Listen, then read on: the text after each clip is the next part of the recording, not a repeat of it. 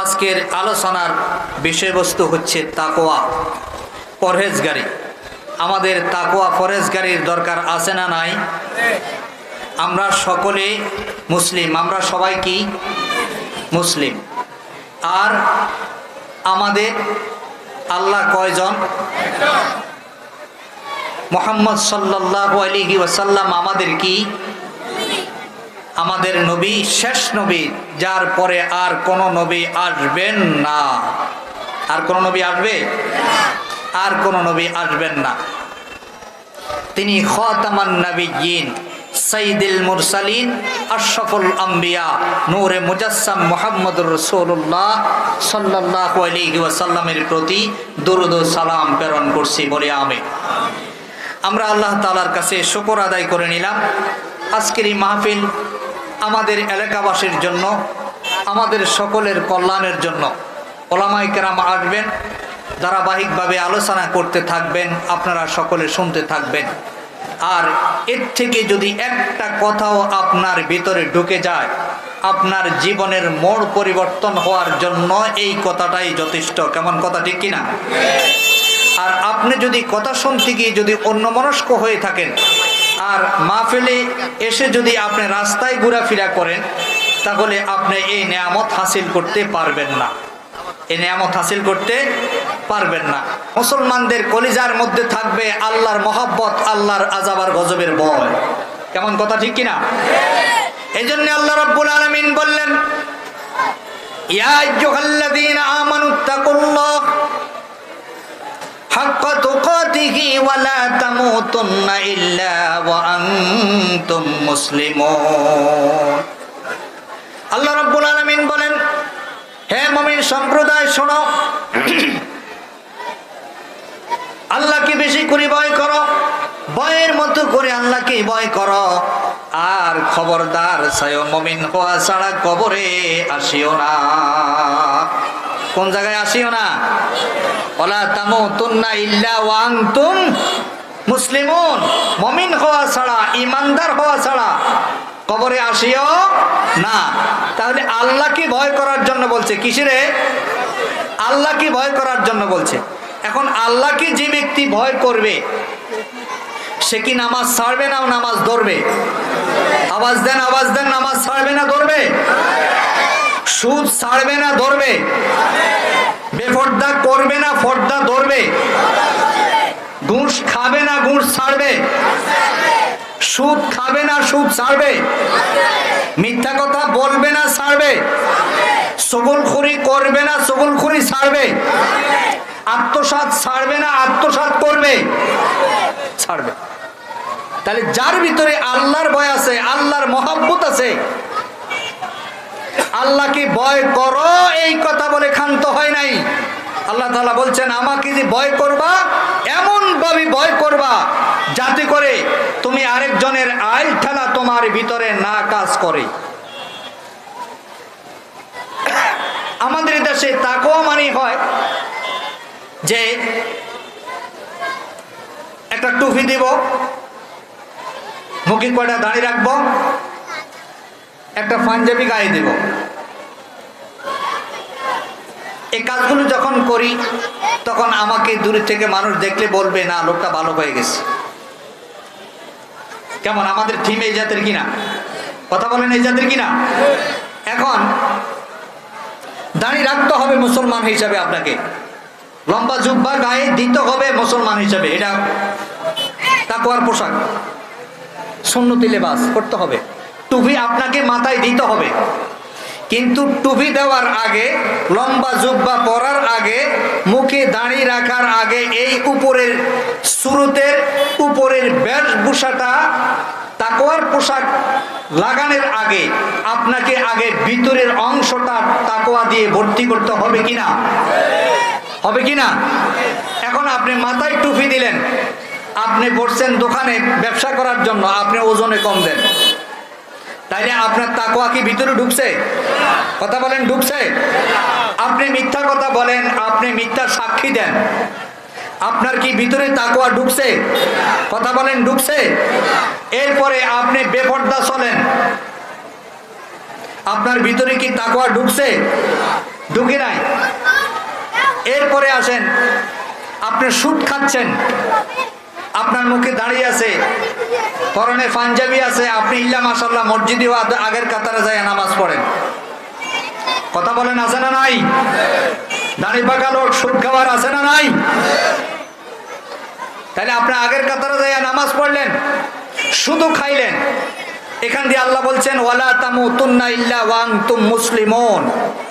মুসলমান না হইয়া, তাকওয়া অর্জন না করে, আমার মহব্বত কলিজার ভিতরে পরিপূর্ণ না ঢুকাইয়া কবরে আসিও। তাইলে এখন আমি দাঁড়িয়ে রাখলাম, লম্বা জুব্বাও আছে আমার গায়ে, আমি কিন্তু সুদের টাকার জন্য বাজার এসে বসে রয়েছি দোকানে। কেমন আছে না নাই? এরপরে মেম্বারের কাছে, চেয়ারম্যানের কাছে বিচার যায় কি যায় না? যায় কি না? যায়। এরপরে রাস্তায় হেঁটে হেঁটে গিবত শেখায়ত আছে না নাই?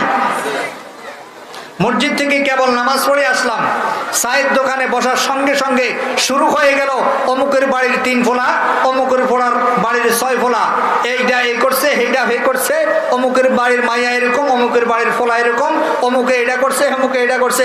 এই সকল করি এই দেশে আছে না নাই? তাহলে আল্লাহ বলছেন ইয়া আইয়ুহাল্লাযীনা আমানুত্তাকুল্লাহ, আল্লাহকে ভয় করো, ভয়ের মতো করে ভয় করো। ওয়ালা তামুতুন্না ইল্লা ওয়া আনতুম মুসলিমুন, তুমি মুসলমান না হইয়া, ইমানদার না হইয়া, পাকাপুক্ত মুমিন না হইয়া কবরে আসিও না। এখন আপনি যদি মসজিদেও আছেন, শুধু খাচ্ছেন, এখন আপনি যেটুক সময় মসজিদে বসা আছেন, আপনার পুরোটা দিনের মধ্যে সুদের একটা অঙ্ক উঠে কি উঠে না? উঠে কিনা? তা আপনি যেই অংশটা মসজিদের ভিতরে ঢুকছেন, এটাও তো সুদের মধ্যে আছে, আছে না নাই? কথা কয় না, আছে না নাই? আওয়াজ বন্ধ হয়ে যেতেছে কেমন? এখন তাইলে বোঝা যায় আপনি মসজিদে বসেও সুদ খাচ্ছেন। কথা ঠিক কিনা? আপনি মসজিদে বসেও কি খাচ্ছেন? হাজারে ধান 8 মণ, 10 কেজি আছে না নাই? টাকায় টাকা খাড়া। কিন্তু আপনি তো মসজিদেও দান করেন, ইল্লা মাশাআল্লাহ মাদ্রাসায়ও দান করেন, এতিম মিসকিনদেরও দান করেন, আবার দেখা গেছে আগের কাতারে যাইয়াও নামাজ পড়েন, আছে না নাই? তাহলে আগে সুদ ছাড়তে হবে না মসজিদে ঢুকতে হবে? কথা কন। আগে সুদ ছাড়তে হবে, তারপরে মসজিদে ঢুকতে হবে। তাহলে হবে কি, আপনি যখন এই নামাজ মসজিদে গিয়ে সুদ ছেড়ে দিয়ে যখন মসজিদে ঘুরে নামাজ পড়বেন, তখন এই নামাজ আপনাকে সমস্ত অশ্লীল ব্যয়াপনা থেকে বাঁচানোর চেষ্টা করবে, হাতিয়ার হবে। জিকির করেন লা ইলাহা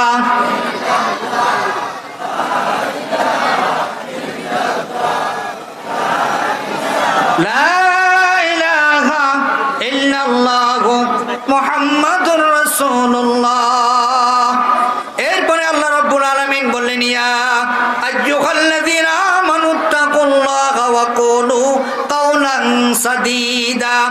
হে মুমিন সম্প্রদায়, হে ইমানদার সম্প্রদায়, তোমরা আল্লাহকে ভয় করো এবং সরল এবং সঠিক কথা বলো। কথা বলার সময় মিথ্যা বলিও, সঠিক কথা বলো। কোন বিচারে বসছো, তোমার পকেটের মধ্যে টাকার বান্ডিল চলে আসছি বিদায় তুমি মিথ্যা ছাপাইয়া দিও না। আরেকজন দুর্বল আর ওই বেটা সবল, ওই বেটা দিছে 50,000, আরেকজন দিছে 10,000, এই 50-এর বান্ডিল দিতে পারে নাই। বিচারে যখন বসলাম তখন 50-এর বান্ডিলের দিকে রায় চলে গেল, আছে না নাই? তাহলে আপনি কি তাকওয়াবান ফরেজগারের ভিতরে আছেন না এখনো মুনাফিক বেঈমানের ভিতরে আছেন? এখন এই কাতার বাদ দিলে আমরা কারা মুসলমান আছি আপনারা নিজেরা সিদ্ধান্ত নেবেন। আল্লাহ বলছেন কথা বলার সময় সঠিক কথা বলবা, আল্লাহকে ভয় করো, আর কথা বলার সময় সঠিক কথা বলো, মিথ্যা বলিও না, মিথ্যার আশ্রয় নিও না। তোমার সম্পদের জন্য, সম্মানের জন্য তুমি মিথ্যা ছড়াই দিও না। তোমার যদিও সম্মান চলে যাক, সম্পদ চলে যাক, তারপর তুমি নিজের ভিতরে তাকওয়া অর্জন করো, নিজের চরিত্রকে ঠিক করো। আর যদি তুমি চরিত্রহীন হয়ে মসজিদে যাও, তাহলে তুমি মসজিদ নষ্ট করবে, মসজিদের থেকে ভালো কিছু আনতে পারবে না। কেমন কথা, ঠিক কিনা? এরপরে আল্লাহ তাআলা বলছেন, يصلح لكم أعمالكم ويغفر لكم ذنوبكم ومن يطع الله ورسوله فقد فاز فوزا عظيما। আল্লাহ তাআলা সূরাতুল আহজাবের 71 নম্বর আয়াত, এই আয়াতে কারিমাগুলো আমরা যখন বিবসাদী পড়াইতে যাই তখন এই বিবসাদীর মধ্যে এই খুতবার সময় আয়াতগুলো বেশিরভাগ পড়ে। আপনারা শুনছেন না? শুনছেন। আল্লাহ তাআলা কি বলছেন? ইউসলিহ লাকুম আমালাকুম ওয়া ইয়াগফির লাকুম যুনুবাকুম ওয়া মান ইউতিইল্লাহা ওয়া রাসূলাহু ফাকাদ ফাজা ফাওজান আযীমা। আল্লাহ তাআলা তোমাদের জন্য তোমাদের আমলগুলোকে ত্রুটি মুক্ত করবেন আর তোমাদের পাপগুলোকে ক্ষমা করে দিবেন। যে ব্যক্তি আল্লাহ ও তার রাসূলের আনুগত্য স্বীকার করবে সেই কেবলমাত্র সাফল্য লাভ করবে। এটাই হলো তাদের জন্য মহা সাফল্য। তার মানে হচ্ছে তাদেরকে আল্লাহ মাফ করে দিবেন। মসজিদ থেকে আসতে, মসজিদে যাওয়ার আগে যদি সবিরা গুনাহগুলো ভুল ত্রুটি হয়ে যায়, যখন সে বান্দা মসজিদে ঢুকে আর আল্লাহকে সেজদা করে উঠতে দেরি হয়, গুনাহ মাফ হইতে দেরি হয় না। বান্দা তখন মসজিদে প্রবেশ করে আর মসজিদ থেকে যখন বের হয়ে যায়, তখন মসজিদ থেকে বের হতে বান্দাকে আল্লাহ রাব্বুল আলামিন মাসুম করে বের করে দেয়। তাহলে মসজিদে যখন ঢুকবে অন্যায় করে, অপরাধ করে, আর বলবে ইয়া রাব্বুল আলামিন, আমি তোমাকে সিজদা করেছি, আমি তোমার সামনে হাজির হয়েছি অপরাধী হয়ে, এখন তুমি আমাকে মাফ করে দাও। আল্লাহ তাআলা মাফ করবেন কি করবেন না? আর যদি ওখানে মাফ চাইলাম, বাইরে আইসা আবার সুদের টাকার জন্য আবার সালিশ করাইলাম, দরবার করাইলাম, আবার ওজনে কম দিলাম, আইল ঠেললাম, মিথ্যা কথা বললাম, চগলখড়ি করলাম, বিবি বেপর্দা চালাইলাম, যুবতী মেয়েদেরকে ফেসবুকে, ইন্টারনেটে পোলাপানের সাথে, বেগানা ছেলেদের সাথে কথা বলার জন্য লাইন করে দিলাম। এই জাতের লোক এই দেশে আছে না নাই? একজনের বউ আরেকজনে বাগায় নিয়ে যা মোবাইলের মাধ্যমে আছে না নাই? 3 সন্তানের মা ফেসবুকের মধ্যে ফ্যান করে, ইন্টারনেটে কথা বলে, মোবাইলে কথা বলে, এইভাবে চরিত্রহীনা হইয়া আর এক ছেলের সাথে চলে যায়। এরকম আছে না নাই? আছে। তাইলে আজ থেকে কি আমাদেরকে মুত্তাকি হতে হবে? এই কথা কি সত্য না মিথ্যা? আমাদেরকে আজ থেকে মুত্তাকি হতে হবে কিনা? তাহলে মুত্তাকি হতে হলে ঘুষ খাওয়া যাবে? যাবে না। সুদ খাওয়া যাবে? যাবে না। অতীতে যা খাইলাম এখন তওবা করে আমরা কি করতে হবে? শুধরাই নিতে হবে। অতীতে যা মিথ্যা কথা বললাম এখন শুধরাই নিতে হবে। অতীতে যা অন্যায় অপরাধ করলাম, জুলুম করলাম, নির্যাতন করলাম, মানুষ হত্যা করলাম, সবগুলোকে বন্ধ করে দিয়ে আল্লাহর দিকে মুতাওয়াজ্জা হতে হবে। তখন আল্লাহর রহমতের হাত আপনার দিকে বাড়াইতে শুরু করবে। আওয়াজ দিকন না সুবহানাল্লাহ। এরপরে আল্লাহ রাব্বুল আলামিন বলেন, ওমান ইউতিইল্লাহা ওয়া রাসূলাহু ওয়া ইয়াখশাল্লাহা ওয়া ইয়াত্তাকিহি ফাউলাইকা হুমুল ফাইজুন। সূরা নূর 52 নম্বর আয়াত আল্লাহ রাব্বুল আলামিন ইরশাদ করেন, ওমান ইউতিইল্লাহা ওয়া রাসূলাহু, যারা আল্লাহ ও তার রাসূলের আনুগত্য করবে, আল্লাহকে ভয় করে ও তার অবাধ্যতা পরিহার করে চলে, তারাই হলো কেবলমাত্র সফল কাম। তাহলে মুত্তাকি যারা তারাই সফল কাম, মুত্তাকি যারা তারাই সফল কাম, সলেহীন যারা তারাই সফল কাম, যারা ভিতরকে সোজা করে, ভিতরকে ভালো করছে তারাই সফল কাম। আর যারা উপরের লেবাস সুন্দর রাখছে, ভিতরের মধ্যে মুনাফিকি রাখছে, ভিতরের মধ্যে কুফরি রাখছে, ভিতরের মধ্যে শিরকিয়ত রাখছে, ভিতরের মধ্যে চগলখড়ি রাখছে, এরা কখনো মুত্তাকি হতে পারবে? বলেন লা ইলাহা ইল্লাল্লাহ। জোরে জোরে জোরে।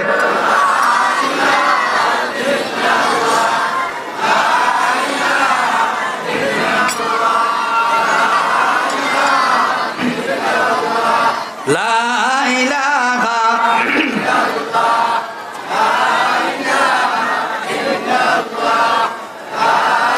তাহলে বোঝা গেল যারা আল্লাহর আনুগত্য করলো, যারা রসুলের আনুগত্য করলো, তারাই প্রকৃত মুমিন।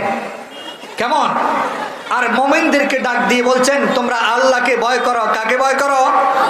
আল্লাহকে ভয় করো। আর যদি তোমরা আল্লাহকে ভয় করো তাহলে তোমরা সফল কাম হয়ে গেলে, তার মানে তোমাদের জীবন কামিয়াবি জীবন হয়ে গেল। আর যখন তুমি অবস্থায় দুনিয়াতে থাকবে সম্মানী জীবন তুমি লাভ করবে। আর যখন তুমি কবরে যাবে তখন তুমি জান্নাতি মানুষ হয়ে কবরে যাবে। সুবহানাল্লাহ। তুমি পৃথিবী থেকে চলে যাবে, মানুষ তোমার জন্য হাত তুলে দোয়া করবে, চোখের পানি ছেড়ে দোয়া করবে, তোমাকে স্বাচ্ছানন্দে বিদায় দিবে এবং সমস্ত রহমতের ফেরেশতারা তোমার জন্য দোয়া করবে, আকাশ বাতাস তোমার জন্য দোয়া করবে।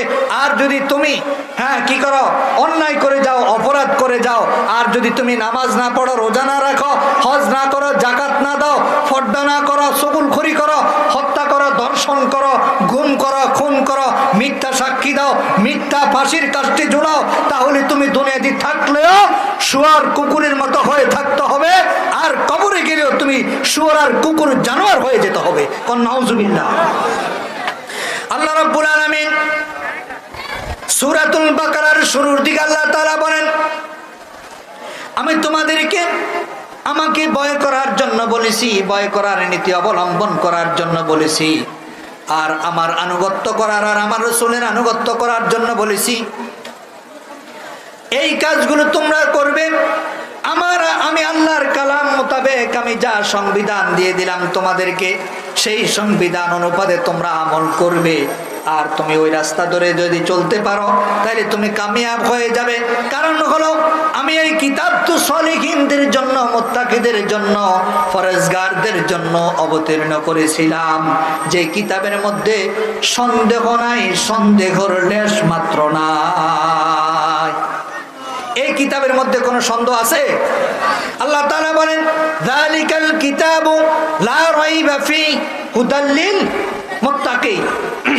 আল্লাহ তাআলা এটা বলেন, এটা ওই কিতাব যেই কিতাবের মধ্যে সন্দেহ নাই, সন্দেহর অবকাশও নাই।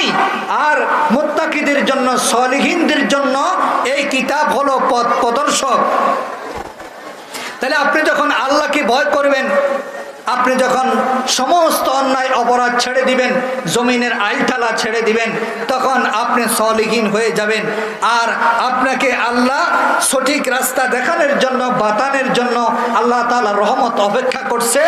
আপনি যখনই আল্লাহর কাছে সাহায্য চাবেন, আল্লাহ তাআলার সাহায্য আপনার দিকে দৌড়তে শুরু করবে। সুবহানাল্লাহ। এরপরে আল্লাহ তাআলা বলেন, তোমরা মুমিন যে হবা, সলিহিন যে হবা, মুত্তাকি যে হবা, তোমাদের কিছু গুণ থাকতে হবে।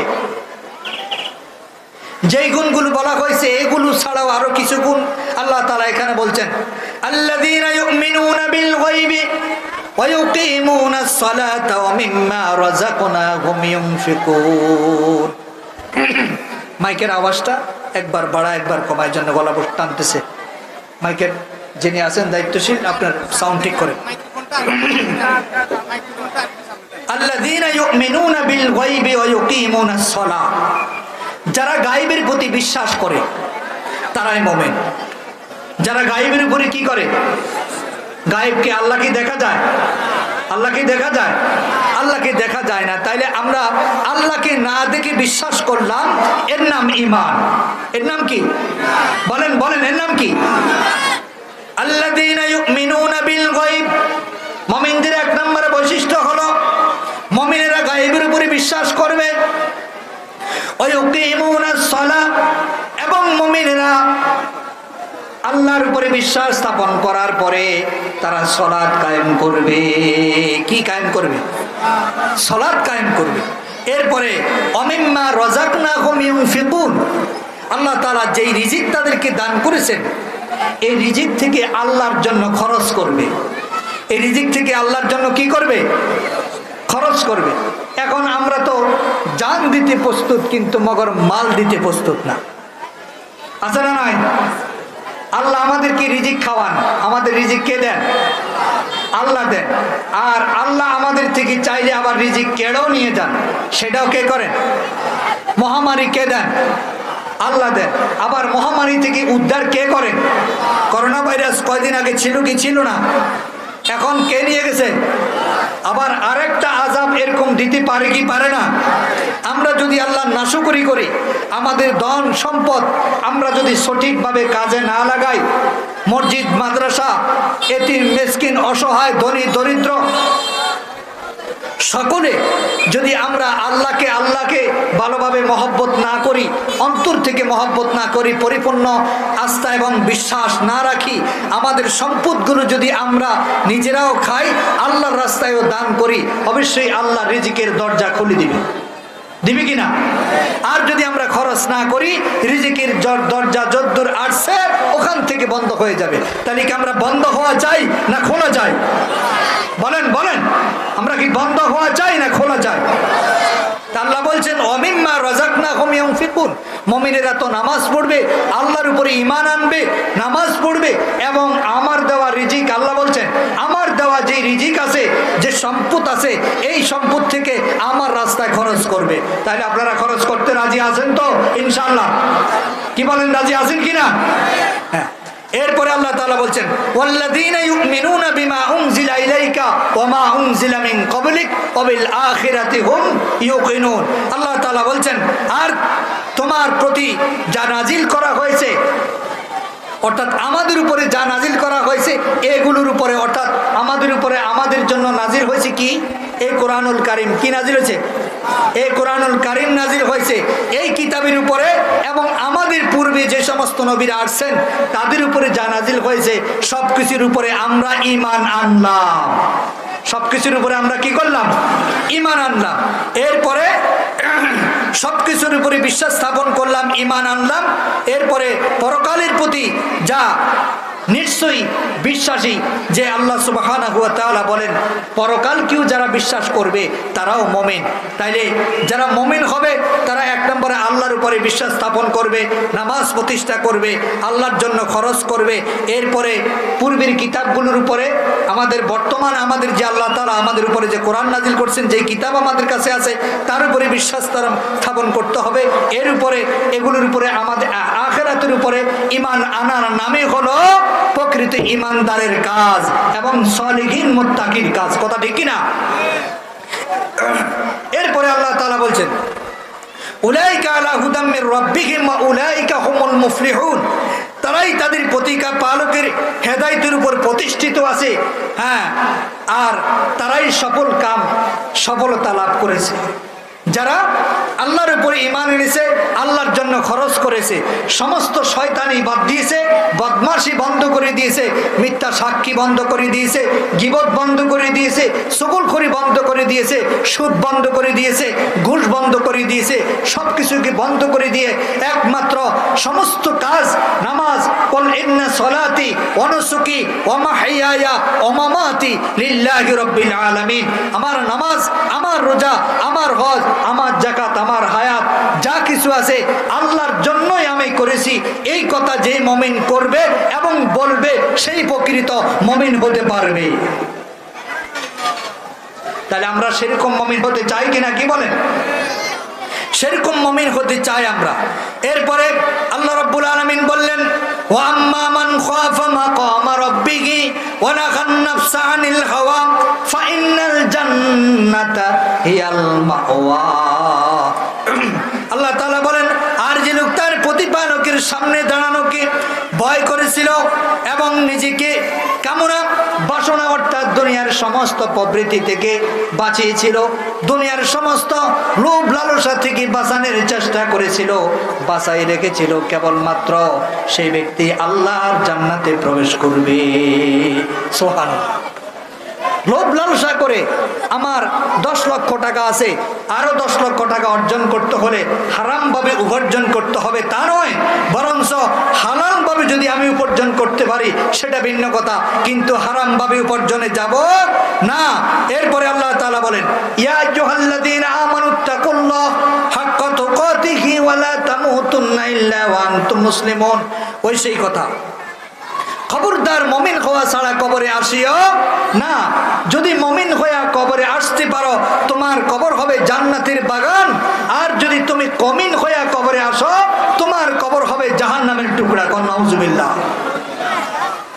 তাহলে আমি আমার এই যে সম্পদ, টাকা পয়সা, অট্টালিকা, ক্ষেত খামার, এ সবগুলো আমার জন্য, আমার স্ত্রীর সন্তানের জন্য আমরা যা কিছু অর্জন করতেছি, আপনি মারা যাওয়ার পরে এই সব কিছু কি আপনার সাথে যাবে?